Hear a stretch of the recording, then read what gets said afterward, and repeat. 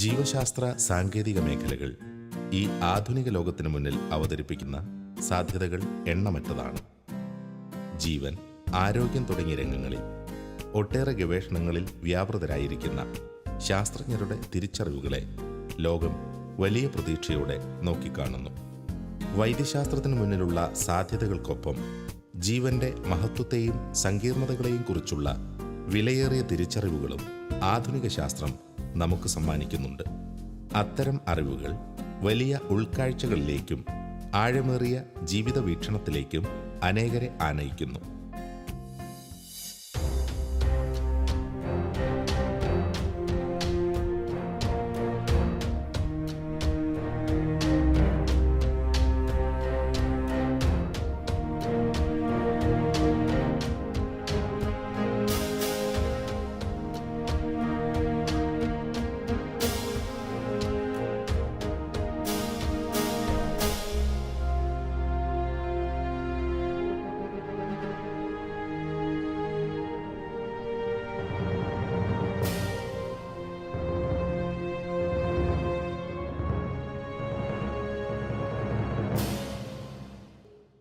ജൈവ സാങ്കേതിക വിദ്യകളുടെ ലോകം വളരെ വിശാലമാണ്. പ്രകൃതിയിലെ ജീവന്റെയും ജൈവ വ്യവസ്ഥിതികളുടേതുമായ എണ്ണമറ്റ മേഖലകളിൽ ജീവശാസ്ത്രം ഇടപെട്ടുകൊണ്ടിരിക്കുന്നു. അതിൽ ഏറ്റവും സങ്കീർണമായത് മനുഷ്യൻ ഉൾപ്പെടെയുള്ള അതിസങ്കീർണമായ ജീവവർഗങ്ങളിലെ ഗവേഷണങ്ങളും അതുമായി ബന്ധപ്പെട്ട കണ്ടെത്തലുകളുമാണ്. ഇത്തരത്തിൽ ജനിതക സാങ്കേതിക രംഗത്ത് മുതലുള്ള സൂക്ഷ്മമായ ഇടപെടലുകളെ വൈദ്യശാസ്ത്രവും ഏറെ പ്രതീക്ഷയോടെയാണ് നോക്കിക്കാണുന്നത്. അതിൽ ഏറെ പ്രാധാന്യമർഹിക്കുന്നതും ഈ നൂറ്റാണ്ടിലെ ജൈവ സാങ്കേതിക മേഖലയുടെ മികച്ച സംഭാവനകളിൽ ഒന്നുമായ ഒരു മേഖലയാണ് സ്റ്റെം സെൽ റിസർച്ച് അഥവാ മൂലകോശ ഗവേഷണങ്ങൾ. ആധുനിക ചികിത്സാരംഗം ഇത്രയേറെ പ്രതീക്ഷയോടെ നോക്കിക്കാണുന്ന മറ്റൊരു ഗവേഷണ മേഖലയില്ല എന്ന് തന്നെ പറയാം. ഈ രംഗത്ത് ഇന്ന് ജീവശാസ്ത്രം ലക്ഷ്യം വയ്ക്കുന്ന നേട്ടങ്ങൾ കയ്യെത്തിപ്പിടിക്കാനായാൽ അത് മുമ്പൊരിക്കലും ലോകം കാണാത്ത വലിയൊരു വിപ്ലവത്തിന് നാന്ദി കുറിക്കും എന്ന് നിശ്ചയം. സ്റ്റെം സെൽ റിസർച്ച് നിർണായകമായ വഴിത്തിരിവുകളിലേക്ക് എത്തിയിട്ട് ഏറെ കാലമായില്ലെങ്കിലും ഇതിനകം തന്നെ ചികിത്സാ മേഖലകളിൽ അതിൻ്റെ പ്രതിഫലനങ്ങൾ കണ്ടു തുടങ്ങിയിട്ടുണ്ട്. കഴിഞ്ഞ കാലങ്ങളിൽ ജനശ്രദ്ധയാകർഷിച്ചു കഴിഞ്ഞ സ്റ്റെം സെൽ റിസർച്ച് രംഗത്തെ നേട്ടങ്ങളെയും വെല്ലുവിളികളെയും നാം ഇവിടെ വിചിന്തന വിഷയമാക്കുന്നു. ക്ലോണിംഗ് ചർച്ച ചെയ്യുമ്പോൾ നമുക്ക് മനസ്സിലാക്കുവാനായിട്ട് സാധിക്കും, നമ്മുടെ ഓരോ കോശത്തിലും ഒരു മനുഷ്യജീവി പൂർണ്ണമായും സന്നിഹിതമാണ്. എന്നിലെ 300 കോടി കോശങ്ങളിൽ നിന്നും ഒരു സമ്പൂർണ്ണ മനുഷ്യനെ തന്നെ, എന്നെ തന്നെ ജനിപ്പിക്കുവാനായിട്ട് സാധിക്കുമെന്നുള്ളതാണ്. പക്ഷേ പ്രകൃതിയുടെ അത്ഭുതകരമായ ഒരു ഇടപെടൽ എന്ന് പറയുന്നത് ഈ കോശങ്ങളിലെ ജീനുകളെ ഓരോന്നിനെയും വളരെ ഭംഗിയായിട്ട് സ്വിച്ച് ഓഫ് ചെയ്ത് വെച്ചിരിക്കുകയാണ്. അവയ്ക്കെല്ലാം വളരെ പ്രത്യേകമായ ജോലി ക്രമീകരിച്ച് കൊടുത്തിരിക്കുകയാണ് പ്രകൃതി എന്ന് പറയുന്നത്. അതിനെയാണ് സെൽ സ്പെഷ്യലൈസേഷൻ, സെൽ ഡിഫറൻഷിയേഷൻ എന്നൊക്കെ ജനിതകം വിളിച്ചുകൊണ്ടിരിക്കുന്നത്. ഇത് തന്നെ പ്രകൃതിയുടെ വലിയൊരു അത്ഭുതമാണ്. ഇവിടെ നമ്മൾ മനസ്സിലാക്കേണ്ടത്, ഇങ്ങനെ പ്രകൃതി ഇവയെ അത്ഭുതകരമായിട്ട് സ്വിച്ച് ഓഫ് ചെയ്തിട്ടുണ്ട് എങ്കിൽ പോലും കോശങ്ങളിലെ ജീനുകളെ അങ്ങനെ സ്വിച്ച് ഓഫ് ചെയ്യപ്പെടാത്ത ചില കോശങ്ങൾ ശരീരത്തിൽ ഇപ്പോഴുമുണ്ട്. ഏതാണ്ട് പൂർണ്ണമായ കോശശേഷി മുഴുവൻ നിലനിർത്തുന്നവ അല്ലെങ്കിൽ ഭാഗികമായിട്ട് നിലനിർത്തുന്നവ, അത്തരം കോശങ്ങളെയാണ് നമ്മൾ മൂലകോശങ്ങൾ എന്ന് വിശേഷിപ്പിക്കുന്നത്. ശരീരത്തിലെ ബ്രെയിനിൽ, അസ്ഥിയിലെ മജ്ജയിൽ, രക്തകോശങ്ങളിൽ ഒക്കെ ഇത്തരം മൂലകോശങ്ങളെ കണ്ടെത്തുവാനായിട്ട് സാധിക്കും. ഇവയ്ക്ക് ചികിത്സാ രംഗത്ത് വളരെ മൗലികമായ വിപ്ലവം തന്നെ കൊണ്ടുവരുവാനുള്ള സാധ്യതയുണ്ട് എന്ന് ശാസ്ത്രം തിരിച്ചറിഞ്ഞിരിക്കുകയാണ്. അതിൻ്റെയൊക്കെ വെളിച്ചത്തിലായി ഇന്ന് ജീൻ തെറപ്പി എന്ന ശാസ്ത്രശാഖ തന്നെ വലിയ വളർച്ച കൈവരിച്ചു കൊണ്ടിരിക്കുന്നത് നമുക്കറിയാം. ഈ ആമുഖം വെച്ചുകൊണ്ട് നമ്മൾ മൂലകോശ ഗവേഷണങ്ങളുടെ ശാസ്ത്രീയവും ധാർമ്മികവും ദൈവശാസ്ത്രവുമായ ഒരു ചർച്ചയിലേക്ക് പ്രവേശിക്കുകയാണ്.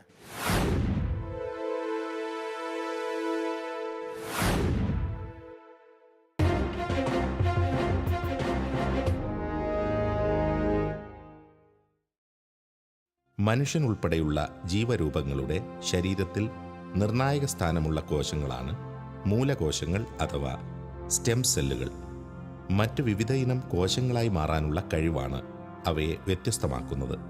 ശരീരത്തിൽ കാണപ്പെടുന്നവയുടെ സ്വഭാവവും പ്രത്യേകതകളും അനുസരിച്ച് സ്റ്റെം സെല്ലുകൾ വിവിധ ഇനങ്ങളുണ്ട്. അവയുടെ സവിശേഷതകളും പ്രാധാന്യവും അനുസരിച്ചാണ് ജൈവസാങ്കേതിക ശാസ്ത്രരംഗം അവയ്ക്ക് പിന്നിലെ സാധ്യതകളെ സമീപിക്കുന്നത്. അത്തരം ചില സവിശേഷതകളാണ് അവയെ വൈദ്യശാസ്ത്ര രംഗത്തും ജൈവസാങ്കേതിക രംഗത്തും നിർണായകമാക്കി മാറ്റുന്നതും. സ്റ്റെം സെൽ എന്ന് പറയുന്നത് എന്താണ്? ഒരു സ്റ്റെം സെൽ എന്ന് പറയുന്നത് നമ്മളൊരു സെല്ലിനെ നമ്മൾ എന്തുകൊണ്ട് സ്റ്റെം സെൽ എന്ന് വിളിക്കുന്നു?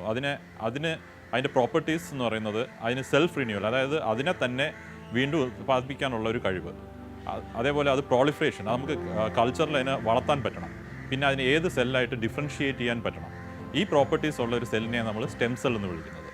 പിന്നെ ഈ സ്റ്റെം സെൽസ് എന്ന് പറയുന്ന ഈ പ്രോപ്പർട്ടീസ് ഉള്ള സെൽസ് തന്നെ നമ്മുടെ ബോഡിയിൽ നിന്ന് എവിടുന്ന് നമ്മൾ എടുക്കുന്നോ അതിനെ ഡിപ്പെൻഡ് ചെയ്ത് നമ്മൾ അതിന് പേരും അതിൻ്റെ പൊട്ടൻസിയെ നമ്മൾ ഡിഫൈൻ ചെയ്യുന്നു. ഫോർ എക്സാമ്പിൾ, നമ്മൾ different types of stem cells ഉണ്ട്. അതായത് embryonic stem cells, then there is adult stem cells, fetal stem cells, പിന്നെ ഇപ്പോൾ നമ്മൾ പുതിയതായിട്ട് യൂസ് ചെയ്യുന്നത് IPS എന്ന് പറയും, induced pluripotent stem cells. So ഈ സ്റ്റെം സെൽസ് എല്ലാം അതിൻ്റെ പൊട്ടൻഷ്യലും ഡിഫറെൻ്റ് ആണ്, അതിൻ്റെ ethical issues are different, and the application potentials are different. Stem സെല്ലുകളെ അവയുടെ കഴിവിൻ്റെ അടിസ്ഥാനത്തിൽ പലതായി തരംതിരിച്ചിരിക്കുന്നു. ഏറ്റവും അധികം പൊട്ടൻസിയുള്ള സ്റ്റെം സെൽ ടോട്ടിപൊട്ടൻറ്റ് എന്ന് വിശേഷിപ്പിക്കപ്പെടുന്നു. ശരീരത്തിലെ മറ്റേതൊരു കോശവുമായി മാറാനുള്ള സവിശേഷമായ കഴിവാണ് അവയ്ക്കുള്ളത്. സസ്യകോശങ്ങൾക്ക് സാധാരണമായുള്ള ഒരു സവിശേഷതയാണ് അത്. എന്നാൽ മനുഷ്യനുൾപ്പെടെയുള്ള ജീവവർഗങ്ങളിൽ ഈ സ്റ്റെം സെൽ കാണപ്പെടുന്നത് ഒരു ജീവൻ രൂപം കൊള്ളുന്ന ആദ്യഘട്ടത്തിൽ മാത്രമാണ്. What is stem cell? എങ്ങനെയാണ് ഈ സ്റ്റെം സെല്ലിൻ്റെ പ്രവർത്തനം നമ്മുടെ ശരീരത്തിൽ നടക്കുന്നത്? ഇതിനെക്കുറിച്ചൊക്കെ നമ്മൾ അറിയണം, മനസ്സിലാക്കണം.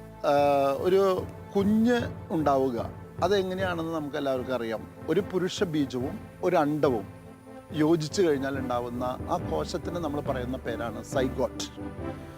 ഈ സൈഗോട്ടിക് സെല്ല് 4 മുതൽ 5 ദിവസം വരെയുള്ള സമയത്ത് അതിനെ ബ്ലാസ്റ്റോസിസ്റ്റ് എന്നാണ് പറയുക. ബ്ലാസ്റ്റോസിസ്റ്റ് ഈ കോശത്തിന് മാത്രമാണ് കയ്യ്, കാല്, കണ്ണ്, മൂക്ക്, കാത്, അങ്ങനെ നമ്മുടെ എല്ലാ അവയവങ്ങളും ഉണ്ടാവാനുള്ള കഴിവുള്ളൂ. ഈ കഴിവിനെയാണ് നമ്മൾ ടോട്ടിപൊട്ടൻസി എന്ന് പറയുന്നത്. So what is totipotent? Actually ഒരു കോശത്തിന് മറ്റുള്ള അവയവങ്ങളായി മാറാനും മറ്റുള്ള ഓർഗൻസ് ഉണ്ടാവുന്നത് പോലെ പൂർണ്ണമായിട്ടൊരു വ്യക്തിയെ തന്നെ രൂപം പ്രാപിക്കാൻ കഴിവ് ഉണ്ടാകുക, അതിനെയാണ് ടോട്ടിപൊട്ടൻസി എന്ന് പറയുന്നത്. അപ്പോൾ ടോട്ടിപൊട്ടൻസി means the inherent capacity of a cell to develop into entire organism. That is a wonder actually. Totipotent stem cells actually എന്ന് പറയുന്ന ഒരു ഫെർട്ടിലൈസ്ഡ് എഗ്ഗാണ്. So that is a totipotent. അതിന് എന്ത് സെല്ലായിട്ടും അല്ലെങ്കിൽ ഒരു ഹോൾ ഓർഗാനിസമായിട്ട് കൺവേർട്ട് ചെയ്യാനുള്ള പൊട്ടൻഷ്യൽ ഉണ്ട്. ഇനി ഇത് കുറച്ച് കഴിയുമ്പോഴത്തേക്ക് അതിൻ്റെ പൊട്ടൻഷ്യൽ റിഡ്യൂസ് ചെയ്യുന്ന അതിനെ നമ്മൾ പ്ലൂറിപൊട്ടൻ്റ് എന്ന് പറയും. Pluripotent stem cells actually embryonic stem cells ഒരു പ്ലൂറിപൊട്ടൻറ്റ് സ്റ്റെം സെല്ലിൻ്റെ എക്സാമ്പിളാണ്. ആ എംബ്രിയോണിക് സ്റ്റെം സെല്ലിന് ആക്ച്വലി അതിന് 3 ഡിഫറെൻറ്റ് ജേം ലെയേഴ്സ്, അതായത് നമ്മുടെ ബോഡിയിലുള്ള എക്ടോഡോം, എൻഡോഡോം, മീസോഡോം, ആ 3 ജേം ലെയേഴ്സ് എന്നുള്ള എല്ലാ ടൈപ്പ് സെൽസിനെയും ഉൽപ്പാദിപ്പിക്കാൻ പറ്റും. യൂഷ്വലി ഈ എംബ്രിയോണിക് സ്റ്റെം സെൽസ് എന്ന് പറയുന്നത് നമ്മളൊരു എംബ്രിയോയിൽ നിന്നാണ് എടുക്കുന്നത്. അപ്പോൾ എംബ്രിയോയുടെ അകത്തൊരു ഫെർട്ടിലൈസ്ഡ് എംബ്രിയോ അല്ലെങ്കിൽ ഒരു ബ്ലാസ്റ്റുല, അതിൻ്റെ അകത്ത് ഉള്ളൊരു ഇന്നർ സെൽ മാസ് എന്ന് പറയുന്ന ഒരു ഏരിയ ഓഫ് സെൽസിൽ നിന്ന് നമ്മൾ ഐസൊലേറ്റ് ചെയ്യുന്നത് എംബ്രിയോണിക് സ്റ്റെം സെൽസ്. സോ അത് പ്ലൂറിപൊട്ടൻ്റ് ആണ്, പക്ഷേ അതിന് ഒരുപാട് എത്തിക്കൽ ഇഷ്യൂസ് ഉണ്ട്. ബിക്കോസ് നമ്മൾ അതിന് ഒരു എംബ്രിയോയെ ഡിസ്ട്രോയ് ചെയ്തിട്ട് അത് എടുക്കാൻ പറ്റുള്ളൂ. നൗ നമ്മുടെ ലീഗൽ ഇതനുസരിച്ച് വി ആക്ച്വലി കനോട്ട് ക്രിയേറ്റ് ഒരു എംബ്രിയോ, ഈ സ്റ്റെം സെൽസ് ഐസൊലേറ്റ് ചെയ്യാൻ വേണ്ടി മാത്രം ഒരു എംബ്രിയോ എടുക്കാൻ പറ്റില്ല. വൈദ്യശാസ്ത്ര രംഗത്തെ ജൈവസാങ്കേതിക വിദ്യയുടെ ഇടപെടലുകളിൽ പ്രാധാന്യമർഹിക്കുന്ന ഒന്ന് മൾട്ടിപൊട്ടൻറ്റ് സ്റ്റെം സെല്ലുകളുടെ ഉപയോഗമാണ്. അഡൽട്ട് സ്റ്റെം സെല്ലുകളാണ് മൾട്ടിപൊട്ടൻറ്റ് വിഭാഗത്തിൽ പെടുന്നവ. അതായത് ജീവിച്ചിരിക്കുന്ന ഒരു വ്യക്തിയുടെ ശരീരത്തിൽ കാണപ്പെടുന്ന മൂലകോശങ്ങൾ. ക്യാൻസർ ചികിത്സയിലും നേത്രചികിത്സയിലും തുടങ്ങി ഏറെ മേഖലകളിൽ ഇത്തരത്തിൽ നിർണായകമായ നേട്ടങ്ങൾ കൈവരിക്കുവാൻ ആധുനിക വൈദ്യശാസ്ത്രത്തിന് ഇതിനകം കഴിഞ്ഞിട്ടുണ്ട്. ഏറ്റവും കൂടുതൽ നമുക്ക് ട്രാൻസ്ലേഷൻ പൊട്ടൻഷ്യൽ ഉള്ളത് next type of cells which is the multipotent stem cells. Multipotent എന്ന് പറയുമ്പോൾ നമ്മുടെ ബോഡിയിൽ adult stem cells is one example multipotent stem cells. അത് നമ്മുടെ ശരീരത്തിൽ ഓൾമോസ്റ്റ് എല്ലാ ഓർഗൻസ് ടിഷ്യൂസിൽ നമുക്ക് സ്റ്റെം സെൽസ് ഉണ്ട്. അതായത് ഈ സ്റ്റെം സെൽസ് നമ്മുടെ എല്ലാ ടിഷ്യൂയെ നമ്മൾ ത്രൂ ഔട്ട് അഡൾട്ടിൽ ഒരു ബോഡിയിൽ റിപ്പയർ ചെയ്ത് മെയിൻറ്റെയിൻ ചെയ്ത് പോകുന്നത്. ഫോർ എക്സാമ്പിൾ നമ്മുടെ ബോൺ മാരോ, ബ്ലഡ് സെൽസ് ഉണ്ടാകുന്ന ബോൺ മാരോ എന്ന്, ബോൺ മാരോയുടെ അകത്തും you have adult hematopoietic stem cells. അതേപോലെ നമ്മുടെ ഡെൻറ്റൽ പല്ലിൻ്റെ അകത്തുള്ള dental pulp, even skin has നമ്മുടെ ഹെയർ ഫോളിക്കിൾസിനകത്ത് സ്റ്റെം സെൽസ് ഉണ്ട്. These are all adult stem cells. And ഇതിന് ഒരുപാട് എത്തിക്കൽ ഇഷ്യൂസ് വരുന്നില്ല. ബിക്കോസ് നമ്മൾ ഒരു അഡൽട്ടിൽ നിന്ന് നമ്മൾ ആ ആളുടെ കൺസേൺ വെച്ചിട്ട് you can take out this cells and use it for, അത് വെളിയിൽ നമ്മൾ ഡിഫറൻഷ്യേറ്റ് ചെയ്തിട്ട് use it for transplantation to the same patient. പിന്നെ വിപ്ലവകരമായ ഒരു മാറ്റം സംഭവിച്ചത് ഇതിലാണെങ്കിൽ ഒരു ട്രമൻഡസ് ചേഞ്ച് ഉണ്ടായത് ക്യാൻസർ തെറാപ്പിയിലാണ്. ഇന്നും ക്യാൻസർ തെറാപ്പിയിൽ ഉപയോഗിക്കുന്ന ഒരു സംഭവം സ്റ്റെം തെറാപ്പിയാണ്. അതിൽ ബോൺ മാരോ ട്രാൻസ്പ്ലാന്റേഷൻ, അത് സ്റ്റെം തെറാപ്പിയാണ്. സോ ആ പ്രോപ്പർട്ടി അനുസരിച്ച് ലിംഫോമ അല്ലെങ്കിൽ ബ്ലഡ് ക്യാൻസർ വന്ന രോഗികൾക്ക് നമ്മൾ ഇപ്പോൾ ചെയ്യുന്ന ഏറ്റവും ലേറ്റസ്റ്റ് ട്രീറ്റ്മെൻറ്റാണ് സ്റ്റെം തെറാപ്പി, bone marrow transplantation. One of the hospitals call LV Prasad eye institute, അവിടെ അവർ ചെയ്യുന്നത് ഈ ബേൺസ്, ഐയിൽ ബേൺസ് വരും, ഈ ചുണ്ണാമ്പ് കൊണ്ടുള്ള ബേൺസ്, ലൈം ബേൺസ്, അതിന് കോണിയ ഒപ്പേക്കാവും. അപ്പോൾ അവർ ചെയ്യുന്നത് നമ്മുടെ നോർമൽ കോണിയയുടെ സൈഡിൽ നിന്ന് കുറച്ച് ലിംബൽ സ്റ്റെം സെൽസ് എടുത്ത് കൾച്ചറിൽ ഒരു ഷീറ്റ്, കോണിയൽ ഷീറ്റ് പോലെ ഉണ്ടാക്കിയിട്ട് അതിനെ ട്രാൻസ്പ്ലാന്റ് ചെയ്ത് ആർട്ടിഫിഷ്യലി കോണിയ റീബിൽഡ് ചെയ്യാൻ പറ്റും. സോ അതൊരു വളരെ കോമൺ ആയിട്ടുള്ള ഒരു പ്രൊസീജിയറായിട്ട് മാറിക്കൊണ്ടിരിക്കുകയാണ്. So this kind of things നമുക്ക് അഡൽട്ട് സ്റ്റെം സെൽസ് യൂസ് ചെയ്ത് വളരെ ഈസി ആയിട്ട് ചെയ്യാൻ പറ്റും. സ്റ്റെം സെൽ സംബന്ധമായ ഗവേഷണങ്ങളിൽ കഴിഞ്ഞ കാലങ്ങളിൽ ഉടനീളവും നേരിട്ട പ്രധാനപ്പെട്ട ഒരു വെല്ലുവിളി കൂടുതൽ പ്രവർത്തനശേഷിയുള്ള സ്റ്റെം സെല്ലുകളുടെ ലഭ്യതയുമായി ബന്ധപ്പെട്ടതായിരുന്നു. ടോട്ടിപൊട്ടൻറ്റ്, പ്ലൂരിപൊട്ടൻറ്റ് എന്നീ വിഭാഗങ്ങളിലുള്ള സ്റ്റെം സെല്ലുകൾ ഭ്രൂണത്തിൽ നിന്ന് മാത്രമേ ലഭ്യമാവുകയുള്ളൂ എന്നതിനാൽ അത്തരത്തിൽ സ്റ്റെം സെൽ ശേഖരിക്കുന്നത് നിയമവിരുദ്ധമായിരുന്നു. അത്തരമൊരു പശ്ചാത്തലത്തിലാണ് 2006 ജാപ്പനീസ് ജൈവശാസ്ത്രജ്ഞനായ ഷിന്യ യമനാഗ തൻ്റെ ലാബിൽ വെച്ച് കൃത്രിമമായി പ്ലൂരിപൊട്ടൻറ്റ് സ്റ്റെം സെല്ലുകൾ നിർമ്മിച്ചത്. ആ കണ്ടെത്തലിന് അദ്ദേഹത്തിന് പിൽക്കാലത്ത് നോബൽ സമ്മാനം ലഭിക്കുകയുണ്ടായി. ഇൻഡ്യൂസ്ഡ് പ്ലൂരിപൊട്ടൻറ്റ് സ്റ്റെം സെല്ലുകളുടെ കണ്ടെത്തൽ ഈ ഗവേഷണ മേഖലയിലെ നിർണായകമായ ഒരു നേട്ടമായിരുന്നു.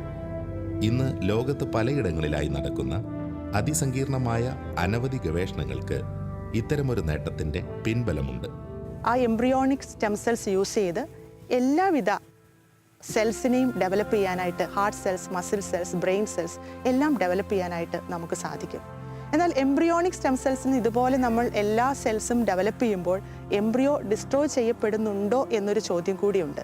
എന്നാൽ അടുത്ത കാലത്തായിട്ട് എംബ്രിയോസ് ഡിസ്ട്രോയ് ചെയ്യപ്പെടാതെ തന്നെ സ്റ്റെം സെൽസ് ഡെവലപ്പ് ചെയ്യാമെന്നും ഇന്ന് ശാസ്ത്രം കണ്ടെത്തിയിരിക്കുകയാണ്. അത് വലിയൊരു നേട്ടമായിട്ട് നമുക്ക് കരുതാവുന്നതാണ്. നമ്മുടെ ബോഡിയിൽ നിന്ന് ഡിഫറൻഷിയേറ്റ് ചെയ്ത ഏതൊരു സെല്ലും നമുക്ക് എടുത്തിട്ട് 4 ഫാക്ടേഴ്സ്, SOX2, KLF4, നാനോഗ്, OCT4, ഇങ്ങനെ 4 ഫാക്ടർ ഇട്ട് കൊടുത്തു കഴിഞ്ഞാൽ ഇതിന് ഒരു പ്ലൂറിപൊട്ടൻറ്റ് സ്റ്റെം സെല്ലാക്കി റീപ്രോഗ്രാം ചെയ്ത് മാറ്റാൻ പറ്റും. അതായത് that will be equal to ഒരു എംബ്രിയോണിക് സ്റ്റെം സെൽ. സോ ഈ സെല്ലിനെ നമ്മുടെ ഒരു ബോഡി, ഫോർ എക്സാമ്പിൾ സ്കിൻ എടുത്തിട്ട് റീപ്രോഗ്രാം ചെയ്ത് പ്ലൂറിപൊട്ടൻറ്റ് സ്റ്റെം സെൽ ആക്കിയിട്ട് നമുക്ക് അതിനെ ഏത് ടൈപ്പ് ഓഫ് സെൽസ് ആയിട്ടും ഡിഫറൻഷിയേറ്റ് ചെയ്യാൻ പറ്റും. So this is coming up as a very big break through. Because recently ഇപ്പം ന്യൂസിലുണ്ടായിരുന്നു, ജപ്പാനിൽ സ്പൈനൽ കോഡ് ഇഞ്ചുറിക്ക് ഈ IPSC യൂസ് ചെയ്ത് 4 പേഷ്യൻസിന് അവർ ക്ലിനിക്കൽ ട്രയൽ ചെയ്യാൻ പോവാണ്. So that becomes very potential treatment strategy using these stem cells. ഇനി സയൻസിൽ വരാൻ പോകുന്ന വലിയൊരു ചേഞ്ചാണ് അൾഷിമേഴ്സ് ഡിസീസ്, പാർക്കിൻസൺസ് ഡിസീസ്. ഇതിനൊന്നും മരുന്നുകളില്ല. ഇന്ന് മോട്ടോർ ന്യൂറോ ഡിസീസ്, MND എന്ന് പറഞ്ഞ ഒരു രോഗം വന്നു കഴിഞ്ഞാൽ ഉറപ്പായിട്ടും മരണമാണ്. സാവധാനം നമ്മുടെ ശരീരത്തിലെ ഓരോ അവയവങ്ങളും തളർന്നുകൊണ്ടിരിക്കും. അങ്ങനെ തളർന്ന് അത് ആള് ലാസ്റ്റ് മരിക്കും. അതാണ് മോട്ടോർ ന്യൂറോ ഡിസീസ്. ബട്ട് ഇപ്പോൾ സ്റ്റെം തെറാപ്പി വന്നു കഴിഞ്ഞാൽ ഏത് ന്യൂറോണാണോ, ഏത് നെർവാണോ ഡീജനറേറ്റ് ചെയ്യണത്, നമുക്ക് പുതിയൊരു നെർവിനെ ഡെവലപ്പ് ചെയ്തെടുക്കാൻ പറ്റും. അത് ദൈവത്തിൽ നിന്ന് കിട്ടിയ നമ്മുടെ വലിയൊരു ജ്ഞാനമാണ്. അപ്പോൾ ഇനി ജനറ്റിക് എൻജിനീയറിങ്ങിൽ വരാൻ പോകുന്ന വലിയ ഒരു മാറ്റമാണ് സ്റ്റെം തെറാപ്പി എന്ന് പറയുന്നത്. സമീപകാലങ്ങളിലായി ലോകസമൂഹത്തിൻ്റെ ശ്രദ്ധയാകർഷിച്ചിട്ടുള്ള ഒന്നാണ് ജനനവേളയിൽ തന്നെ കുഞ്ഞിൻ്റെ സ്റ്റെം സെൽ ശേഖരിച്ചു സൂക്ഷിക്കുന്ന പ്രക്രിയ. ചുരുങ്ങിയ കാലങ്ങൾ കൊണ്ട് തന്നെ ഏറെ പ്രശസ്തി നേടിയ ഈ രംഗത്ത് സജീവമായുള്ള സ്ഥാപനങ്ങൾ ഏറെയുണ്ട്. പ്രസവവേളയിൽ അമ്മയിൽ നിന്ന് വേർപെടുത്തുന്ന പൊക്കിൾ കൊടിയിൽ കാണപ്പെടുന്ന രക്തത്തിൽ നിന്നുമാണ് അത്തരത്തിൽ സ്റ്റെം സെല്ലുകൾ ശേഖരിക്കാൻ കഴിയുക. മൾട്ടിപൊട്ടന്റ് വിഭാഗത്തിൽപ്പെടുന്ന അത്തരം മൂലകോശങ്ങൾ സ്റ്റെം സെൽ ബാങ്കുകളിൽ ശീതീകരിച്ച് സൂക്ഷിച്ചാൽ പിൽക്കാലത്ത് രക്തസംബന്ധമായോ പ്രതിരോധശേഷി സംബന്ധമായോ രോഗബാധയുണ്ടായാൽ അതിനെ ഫലപ്രദമായി ചികിത്സിക്കുവാൻ കഴിയും എന്നുള്ളത് തെളിയിക്കപ്പെട്ടിട്ടുള്ള വസ്തുതയാണ്. നമ്മൾ ഈ സ്റ്റെം സെൽസ് എടുക്കുന്നത് ഒരു ഡെലിവറി കഴിയുമ്പോൾ placenta and umbilical code is actually ഒരു വേസ്റ്റ് ടിഷ്യൂ ആയിട്ടാണ് പോകുന്നത്.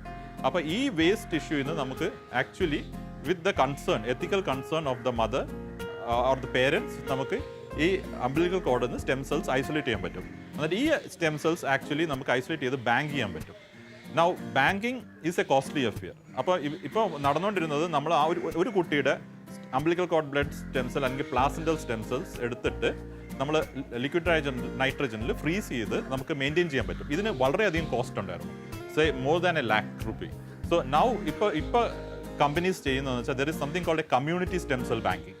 അപ്പോൾ നമുക്കൊരു കുട്ടിയുടെ വളരെ കുറഞ്ഞ, അതായത് some companies claim that per month around 1000 rupees വെച്ച് നമുക്ക് അത് ബാങ്ക് ചെയ്ത് കഴിഞ്ഞാൽ, but that is open to the family or the community. So ആ സ്റ്റെം സെൽസ് ആ കമ്മ്യൂണിറ്റിയിൽ ആർക്ക് വേണമെങ്കിലും യൂസ് ചെയ്യാൻ പറ്റും. അപ്പോൾ അതൊരു ഒരുപാട് സെൽസ് ഒരുപാട് ബാങ്ക് ചെയ്ത് കഴിയുമ്പോൾ ഒരുപാട് നമ്പർ ഓഫ് സെൽസ് വരുമ്പോൾ നമുക്ക് ടിഷ്യൂ മാച്ച് ചെയ്ത് ആർക്ക് വേണമെങ്കിലും അത് യൂസ് ചെയ്യാൻ എടുക്കാൻ പറ്റും.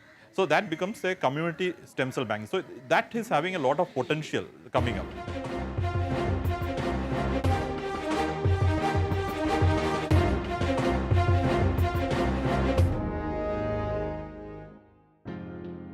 ഈ നൂതനമായ ഗവേഷണ മേഖലയുമായി ബന്ധപ്പെട്ട് ആരംഭം മുതൽ ചൂണ്ടിക്കാണിക്കപ്പെടുന്ന ധാർമ്മിക പ്രശ്നങ്ങളും ചിലതുണ്ട്.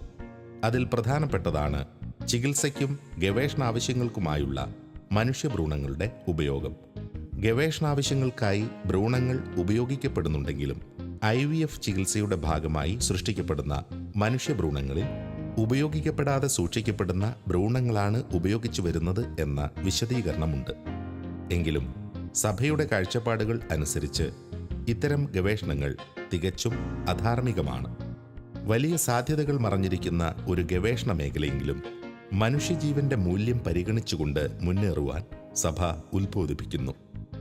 മൂലകോശങ്ങൾ നമ്മളുടെ ശരീരത്തിൻ്റെ ഏത് ഭാഗങ്ങളായിട്ട് നമുക്ക് രൂപപ്പെടുത്തിയെടുക്കാൻ പറ്റുന്നതാണ് മൂലകോശങ്ങൾ. ഇവിടെയുള്ള ധാർമ്മിക പ്രശ്നം എന്ന് പറയുന്നത് എങ്ങനെ ഈ മൂലകോശം നമുക്ക് ലഭിക്കുന്നു എന്നുള്ളതാണ്. ഒരു പ്രായപൂർത്തിയായ ഒരു വ്യക്തിയിൽ നിന്നാണ് ഈ മൂലകോശം എടുത്ത് നമ്മൾ വേറൊരു വ്യക്തിക്കോ അല്ലെങ്കിൽ ആ വ്യക്തിയുടെ തന്നെയായ ഏതെങ്കിലും പരീക്ഷണാർത്ഥമോ അതോ അത് ചികിത്സാർത്ഥമോ ഉപയോഗിച്ചാൽ അതിനെ നമുക്ക് അധാർമികമെന്ന് പറയാൻ പറ്റുകയില്ല.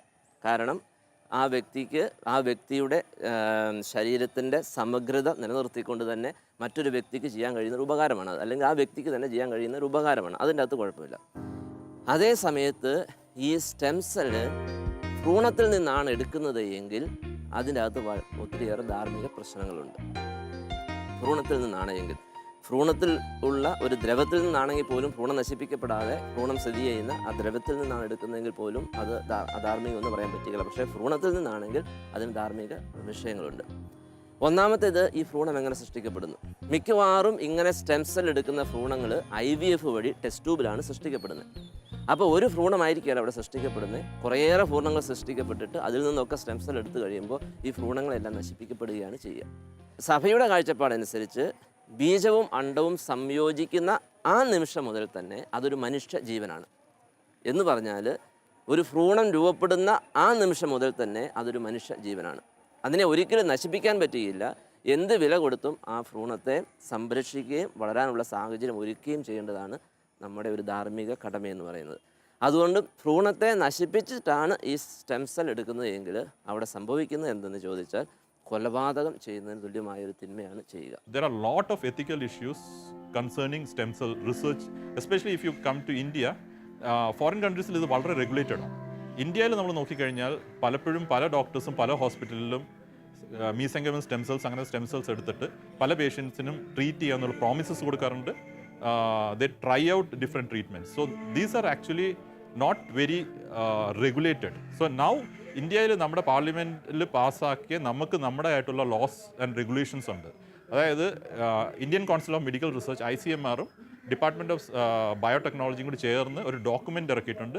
That is called the stem cell regulatory document. So നമ്മൾ ആര് ഏത് ഇൻസ്റ്റിറ്റ്യൂട്ടിലോ ഹോസ്പിറ്റലിലോ സ്റ്റെം സെൽ റിസർച്ച് ചെയ്യുന്നുണ്ടെങ്കിൽ you have to follow those guidelines. അതിൽ പറയുന്നുണ്ട് എന്ത് കൈൻഡ് ഓഫ് റിസർച്ചാണ് നമുക്ക് ചെയ്യാൻ പറ്റുന്നത്, അതായത് എന്ത് കൈൻഡ് ഓഫ് സെൽസ് യൂസ് ചെയ്യാൻ പറ്റും. അത് നമ്മുടെ ഒരു ഇൻസ്റ്റിറ്റ്യൂഷണൽ സ്റ്റെം സെൽ എത്തിക്കൽ കമ്മിറ്റി ഓരോ ഇൻസ്റ്റിറ്റ്യൂട്ടിലോ ഹോസ്പിറ്റലിലോ അതിൽ പാസ്സാക്കി എപെക്സ് കമ്മിറ്റിയും അപ്രൂവ് ചെയ്ത് കഴിഞ്ഞാൽ മാത്രമേ അത് ക്ലിനിക്കൽ സൈഡിൽ ഇന്ത്യയിൽ ഇപ്പോൾ യൂസ് ചെയ്യാൻ പറ്റുള്ളൂ. അതായത് ജനറലി നമ്മളൊരു ജനറൽ പോപ്പുലേഷൻ ചോദിക്കുന്നത്, എവിടെയെങ്കിലും ഹോസ്പിറ്റലിൽ ചെല്ലുമ്പോൾ ഒരു ഡോക്ടർ പറയുന്നു ഓക്കെ സ്റ്റെം സെൽസ് യൂസ് ചെയ്ത് ഞങ്ങൾക്ക് ഇത് ട്രീറ്റ് ചെയ്യാൻ പറ്റും.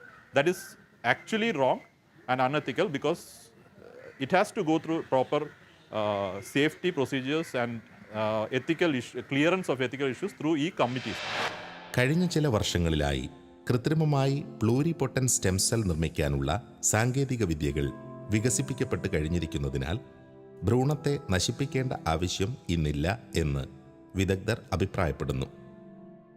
ഒരു വ്യക്തിക്ക് ആവശ്യമുള്ള സ്റ്റെം സെല്ലുകൾ അയാളുടെ ശരീരത്തിൽ നിന്ന് തന്നെ ശേഖരിക്കുന്ന കോശങ്ങളിൽ നിന്ന് രൂപപ്പെടുത്തുന്ന ഈ രീതി ആധുനിക ജൈവ സാങ്കേതിക രംഗത്ത് അനന്ത സാധ്യതകളുടെ വാതിൽ തുറന്നു നൽകിയിരിക്കുന്നു. എംബ്രിയോണിക് സ്റ്റെം സെൽസ് എന്ന് പറയുമ്പോൾ നമ്മൾ അതിനെ ഒരു എംബ്രിയോയെ ഡിസ്ട്രോയ് ചെയ്തിട്ടാണ് നമ്മൾ ആ എംബ്രിയോണിക് സ്റ്റെം സെൽസ് എടുക്കുന്നത്. പക്ഷേ ദാറ്റ് ഈസ് നമ്മൾ ഇല്ലീഗലായിട്ടല്ല ചെയ്യുന്നത്. IVF ക്ലിനിക്സിൽ സ്പെയർ ഗ്രേഡ് 2 and 3 എംബ്രിയോസ് മാത്രമേ എംബ്രിയോണിക് സ്റ്റെം സെൽസ് ഐസൊലേറ്റ് ചെയ്യാൻ യൂസ് ചെയ്യുള്ളൂ. പക്ഷേ അതും ഇപ്പോൾ നമുക്ക് യൂസ് ചെയ്യേണ്ട ആവശ്യമില്ല. ബിക്കോസ് IPS സെൽസ് വന്നു കഴിഞ്ഞപ്പം നമുക്ക് നമ്മുടെ ബോഡി ടിഷ്യൂയിൽ നിന്ന്, for example skin cells or fat cells, അതിനെ എടുത്തിട്ട് നമുക്ക് ഈ ഫാക്ടേഴ്സ് 4 ഫാക്ടേഴ്സ് കൊടുത്തൊരു IPS induced pluripotent stem cell ആക്കാൻ പറ്റും. ഈ ഇൻഡ്യൂസ് പ്ലൂറിപൊട്ടൻറ്റ് സ്റ്റെം സെൽ എന്ന് പറയുന്നത് almost similar to or better than a embryonic stem സെല്ലാണ്. ബിക്കോസ് അതൊരു ആ പേഷ്യൻ്റെ സെയിം ബോഡിയിൽ നിന്ന് എടുത്തിട്ട് നമ്മൾ റീപ്രോഗ്രാം ചെയ്യുന്നത്. അപ്പോൾ ഈ സെൽസ് യൂസ് ചെയ്ത് ആ പേഷ്യൻറ്റിനെ ട്രീറ്റ് ചെയ്യുകയാണെങ്കിൽ there is no immune issues. So അതൊരു പ്ലസ് പോയിൻ്റാണ്. Plus there is no ethical issues. So ഇതൊരു എത്തിക്കലി നോക്കിക്കഴിഞ്ഞാൽ വളരെ ഒരു വലിയൊരു ഡെവലപ്മെൻറ്റാണ്. Because you destroy an embryo and you harvest all the benefits of the stem cell research.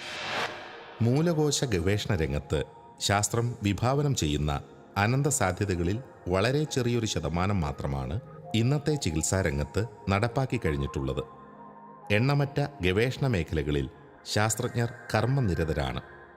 ഭാവിയിൽ ഇന്ന് മനുഷ്യന് പരിഹാരം കണ്ടെത്താൻ കഴിയാത്ത അനവധി ഗുരുതര ആരോഗ്യ പ്രതിസന്ധികളിൽ ക്രിയാത്മകമായി ഇടപെടുവാൻ സ്റ്റെം സെൽ ഉപയോഗിച്ചുള്ള ചികിത്സകളിലൂടെ കഴിയുമെന്ന് ആഗോള സമൂഹം പ്രതീക്ഷിക്കുന്നു.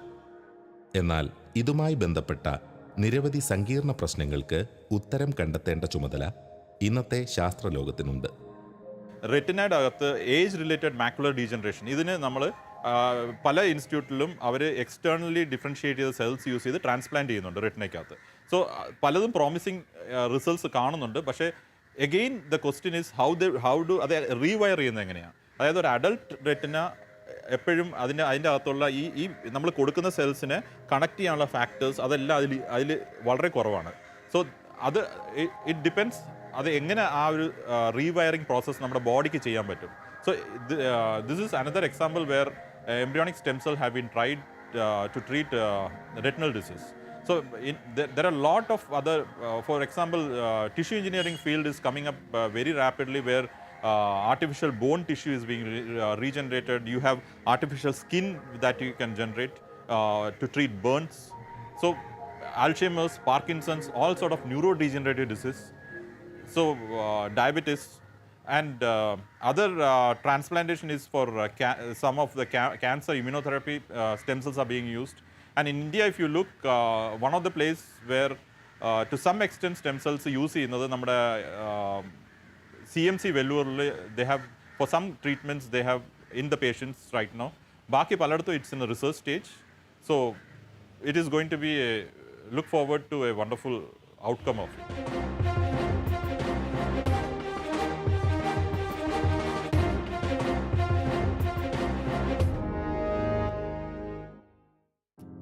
ആധുനിക ശാസ്ത്രം മുന്നോട്ട് വയ്ക്കുന്ന സാധ്യതകളിൽ ഏറ്റവും പ്രാധാന്യമർഹിക്കുന്ന ഒരു മേഖലയാണ് മൂലകോശ ഗവേഷണങ്ങളുമായി ബന്ധപ്പെട്ടുള്ളത് എന്നതിൽ സംശയമില്ല. അത്തരം ഗവേഷണങ്ങളുടെ ഭാവിയും അതിലൂടെ വൈദ്യശാസ്ത്രം കൈവരിച്ചേക്കാവുന്ന നേട്ടങ്ങളും പലതരത്തിലുള്ള ചർച്ചകൾക്ക് വഴിവെക്കുന്നുണ്ട്. ജീവനും ജൈവ ഘടകങ്ങളുടെ സ്വാഭാവികതയും തുടങ്ങി ഇന്നോളം മനുഷ്യന്റെ ഇടപെടലുകൾ പരിമിതമായിരുന്ന ചില മേഖലകളിൽ ക്രിയാത്മകമായി പ്രവർത്തിക്കാൻ ഉദ്യമിക്കുന്നതിനാൽ തന്നെ ചില സാഹചര്യങ്ങളിൽ ഇത്തരം ഗവേഷണങ്ങൾ ചോദ്യം ചെയ്യപ്പെടുന്നുണ്ട്. എന്നാൽ ജീവന്റെ മൂല്യത്തെ വിലമതിച്ചുകൊണ്ടും പൂർണ്ണമായും നന്മ ലക്ഷ്യം വെച്ചുകൊണ്ടുമുള്ള പക്വമായ ഇടപെടലുകൾ കത്തോലിക്ക വിശ്വാസത്തിന് വിരുദ്ധമല്ല എന്നതാണ് ദൈവശാസ്ത്രജ്ഞരുടെ അഭിപ്രായം.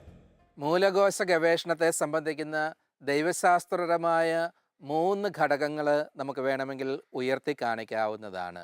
ഒന്നാമതായിട്ട് മൂലകോശ ഗവേഷണത്തെ നിഷേധാത്മകമായിട്ട് കാണുന്നവർ ഉന്നയിക്കുന്ന ഒരു വിമർശനമാണ് ഇത്തരം ശാസ്ത്ര സാങ്കേതിക വിദ്യകൾ വഴിയായിട്ട് മനുഷ്യൻ ഒരർത്ഥത്തിൽ ദൈവം കളിക്കുകയാണ് എന്ന്.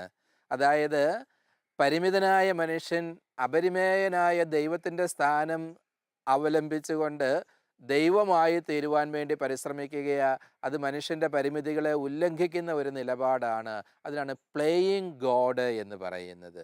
ശാസ്ത്ര മത സംവാദത്തിൽ ഏർപ്പെട്ടിരിക്കുന്ന ദൈവശാസ്ത്രജ്ഞരുടെയൊക്കെ കാഴ്ചപ്പാടിൽ ഇന്ന് അവരുപയോഗിക്കുന്ന സുപ്രധാനമായ ഒരു ദൈവശാസ്ത്ര രൂപകമാണ് ക്രിയേറ്റഡ് കോ ക്രിയേറ്റർ എന്നുള്ളത്. അത് മനുഷ്യനെ വിശേഷിപ്പിക്കുന്ന പുതിയ ദൈവശാസ്ത്ര രൂപകമാണ്. മനുഷ്യൻ എന്ന് പറയുന്നത് സൃഷ്ടിക്കപ്പെട്ട സഹസൃഷ്ടാവാണ്, നിസ്സംശയം നമുക്ക് പറയുവാനായിട്ട് സാധിക്കും.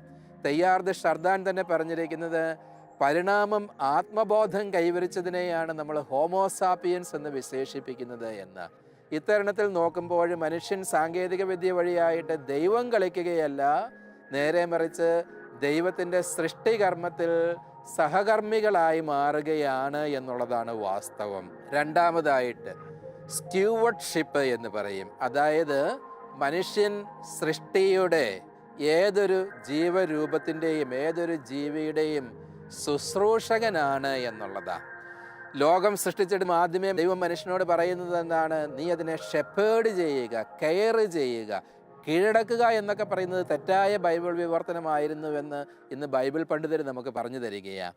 അതിനർത്ഥം ജീവൻ്റെ ശുശ്രൂഷകരായിരിക്കുവാനുള്ള ഉത്തരവാദിത്വവും ധർമ്മവും ദൈവം മനുഷ്യനെ ഏൽപ്പിച്ചു തന്നിരിക്കുകയാണ് എന്നുള്ളതാണ്. അതുകൊണ്ട് സൃഷ്ടിയിലെ അപൂർണതകളും കണ്ണുനീരിനും സഹനത്തിനുമൊക്കെ ഹേതുവായിട്ടുള്ളവയെ ഘട്ടം ഘട്ടമായിട്ട് ഒഴിവാക്കിയെടുക്കുവാനുള്ള നല്ല പരിശ്രമങ്ങൾ ബുദ്ധിയുള്ളവനായിട്ട് ദൈവം സൃഷ്ടിച്ചിരിക്കുന്ന മനുഷ്യൻ നിർവഹിക്കേണ്ടിയിരിക്കുന്നു എന്നാണ് ദൈവം വിഭാവനം ചെയ്തിരിക്കുന്നത് എന്ന് വേണമെങ്കിൽ നമുക്ക് മനസ്സിലാക്കുവാനായിട്ട് സാധിക്കും.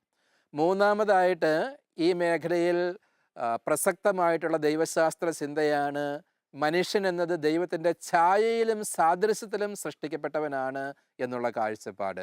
ദൈവത്തിൻ്റെ ഛായയിലും സാദൃശ്യത്തിലും സൃഷ്ടിക്കപ്പെടുക എന്ന് പറഞ്ഞാൽ നമ്മൾ ഇതിനകം തന്നെ പല പ്രാവശ്യം ചർച്ച ചെയ്തിട്ടുള്ളതുപോലെ അറിവും സ്വാതന്ത്ര്യവുമുള്ളവനായി, അറിവും സ്നേഹവുമുള്ളവനായി ദൈവം മനുഷ്യനെ സൃഷ്ടിച്ചിരിക്കുന്നു എന്നാണ് അതിൻ്റെ അർത്ഥം. എത്രയധികമായിട്ട് നമ്മൾ അറിയുന്നുവോ അത്രയും അധികമായിട്ട് നമ്മൾ ദൈവീകരായി മാറുകയാണ് എന്നാണ് ഇതിൻ്റെ വിവക്ഷ. ഇന്ന് അറിവിൻ്റെ വലിയ ഒരു പ്രളയം തന്നെയാണ് ഇന്ന് ശാസ്ത്രമേഖലയിലൂടെ സംഭവിച്ചു കൊണ്ടിരിക്കുന്നത്.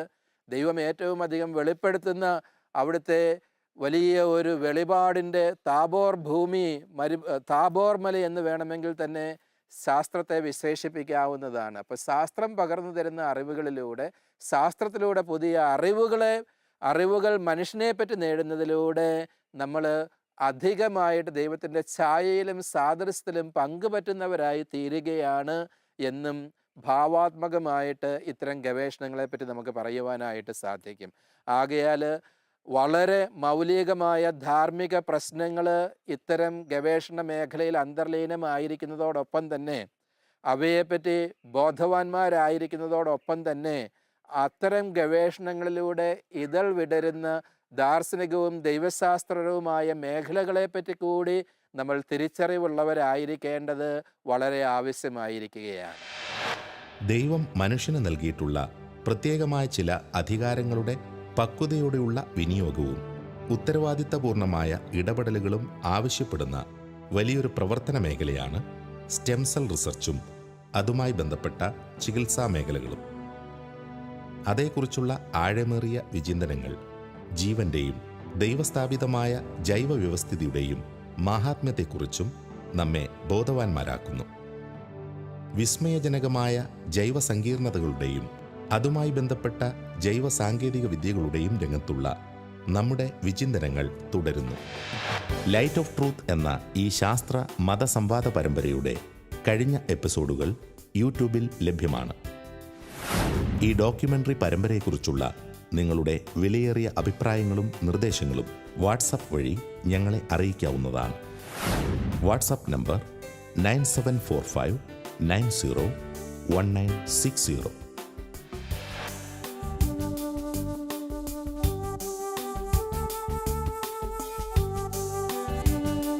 നാച്ചുറൽ പ്രോസസ് ഓഫ് എവല്യൂഷൻ വർഷങ്ങളോളം കഴിഞ്ഞിട്ട്, ലക്ഷങ്ങളോളം വർഷം കഴിഞ്ഞിട്ടാണ് നമ്മൾ മനുഷ്യരായി തീർന്നത്. പക്ഷെ ഇപ്പോൾ ശാസ്ത്രത്തിൻ്റെ കയ്യിൽ തന്നെ ആ എവല്യൂഷനെ കണ്ടിന്യൂ ചെയ്യുവാൻ, റെവല്യൂഷണറി രീതിയിൽ കണ്ടിന്യൂ ചെയ്യുവാനുള്ള രീതിയുണ്ട്, അതിനുള്ള സ്ട്രെങ്ത് ഉണ്ട് എന്നാണ് ഇവർ വാദിക്കുന്നത്. എന്നെങ്കിലും തലച്ചോറ് നമുക്ക് പുറത്ത് വളർത്തിയെടുക്കാൻ സാധിക്കുവാണെങ്കിൽ മനുഷ്യൻ അതിബുദ്ധിമാന്മാരായിട്ട് മാറാം, അപാരമായ കഴിവുകളും ശേഷികളുമുള്ള സൂപ്പർ ഹ്യൂമൻസ് ആയി മാറാം.